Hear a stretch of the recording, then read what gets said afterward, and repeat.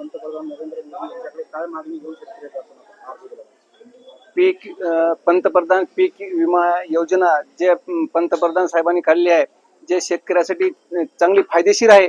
पण विमा कंपन्या जे आहेत शेतकऱ्यांना एवढं फसवणूक करत आहेत. शासन शेतकऱ्याचे नुकसान होऊन सुद्धा शेतकऱ्यांना भरपाई देत नाहीत. 2020 पासून तेच परिस्थिती आहे. शेतकऱ्यांना पैसे देत नाहीत. 2-4 हजार रुपये देऊन शेतकऱ्याची बोळवण करतात. वेळोवेळी काढणी पश्चातचा अहवाल मागतात, मेल करा म्हणून सांगतात.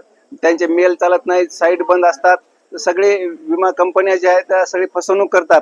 आमची एकच पंतप्रधान साहेबाला, मुख्यमंत्री साहेबाला विनंती आहे, राज्य सरकार आणि केंद्र सरकारचे हिस्सा विमा कंपनीला भरण्याऐवजी थेट शेतकऱ्याच्या खात्यात जमा करावा, हीच आमची पंतप्रधान साहेबाला विनंती आहे.